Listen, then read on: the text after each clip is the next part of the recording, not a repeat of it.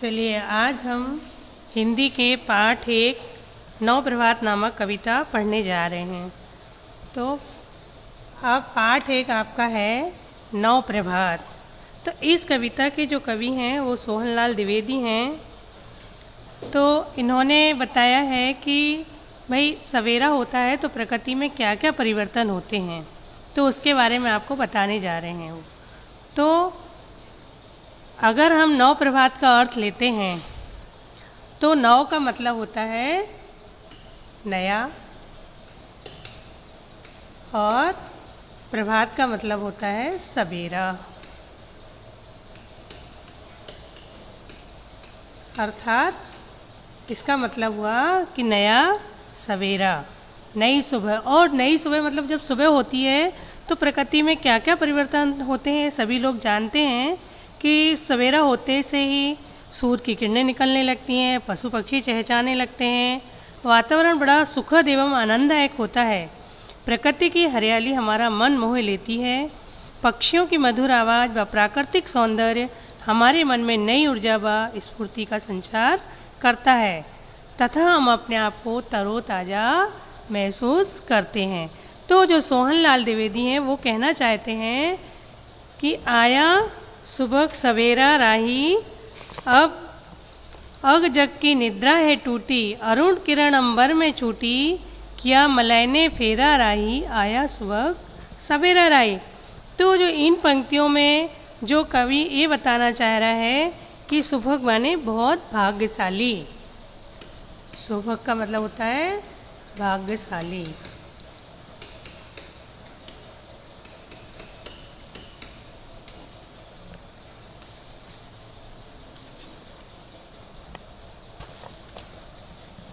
तो इस पंक्ति में जो सोहनलाल द्विवेदी बता रहे हैं कि आया, देखिए जो सुबह मतलब बहुत भाग्यशाली सुबह आई है। और राही का मतलब जानते हैं कि राहगीर। अग जग की निद्रा है टूटी, सारे जग में, सारे संसार में, जग का मतलब होता है संसार।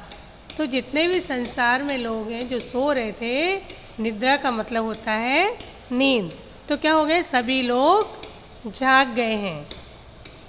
अरुण किरण अंबर में, अरुण किरण अंबर में छूटी, मतलब जो सूर्य की किरणें हैं जो चारों ओर फैल गई, आकाश में सूर्य की किरणें फैल गई हैं जिससे चारों ओर प्रकाश फैल चुका है।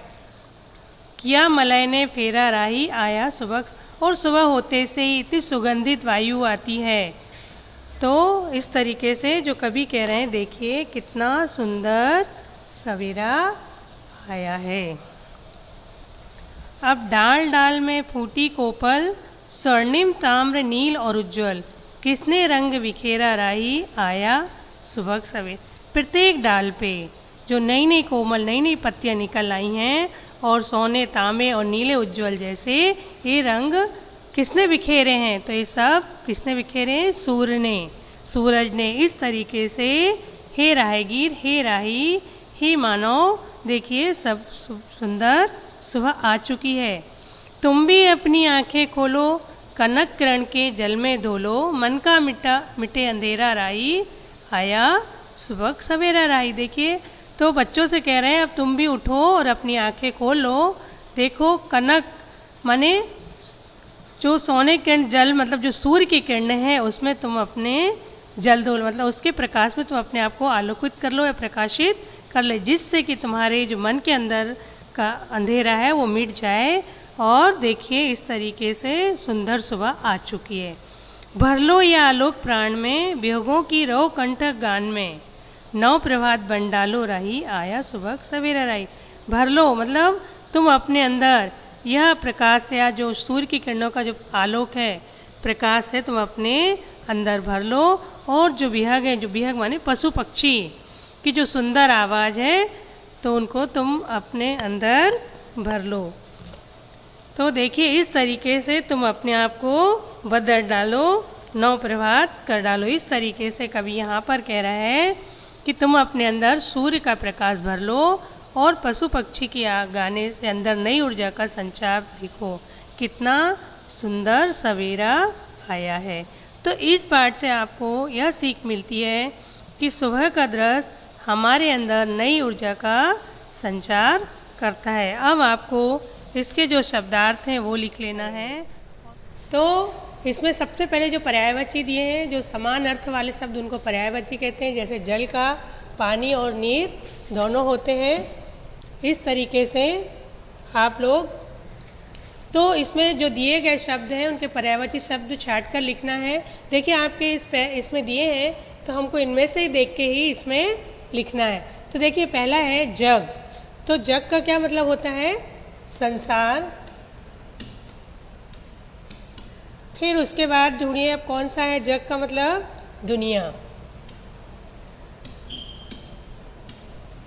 इसके बाद राही। राही का मतलब है पथिक। और एक मतलब और क्या है? देखो यहाँ पर राहगीर। अगला है आँख। तो आँख को क्या कहते हैं? पहले नेत्र। और दूसरा देखिए क्या कहते हैं? नयन, है ना। आगे पक्षी। पक्षी को क्या कहते हैं? एक तो खग। देखिए इसमें क्या बचा है आगे? बिहग।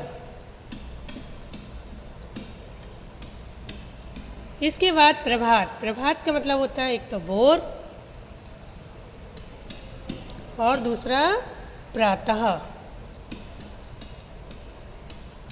अब आगे तो जिन शब्दों के अनेक अर्थ होते हैं उन्हें अनेकार्थक शब्द कहते हैं। जैसे जग। देखिए जग एक प्रकार का बर्तन जिसमें हम पानी भर के पीते हैं वो, और दूसरा संसार, है ना। तो अब इसमें जो रेखांकित शब्दों के उचित कोष्टक में से जो छाटकर हमको लिखना है। जैसे पहले क्या दिया है? अंबर। तो अंबर में तारे टिमटिमाते हैं। तो यहाँ पे कौन सा शब्द आएगा? आसमान।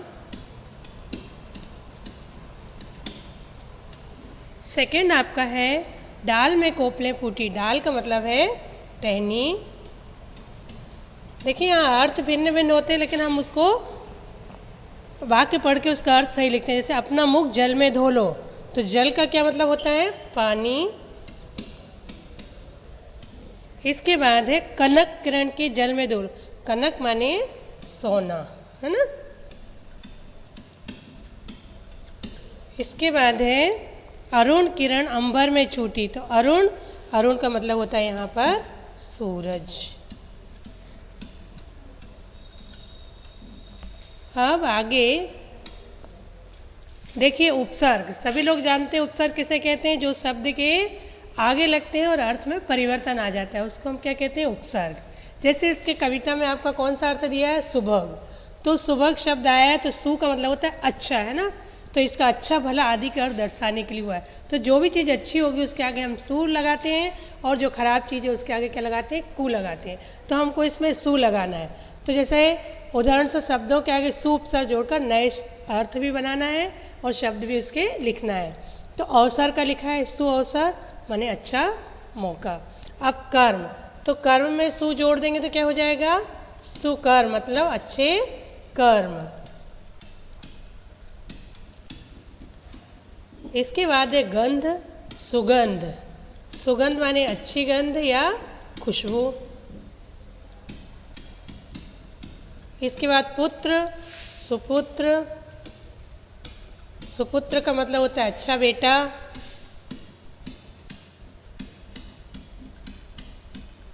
इसके बाद मति, सुमति मतलब अच्छी मति या अच्छी सोच, है ना। विचार, सुविचार, अच्छे विचार। चलिए अब बुक एक्टिविटी आपकी कंप्लीट हो गई। आपको ये पूरा भर लेना है। ओके।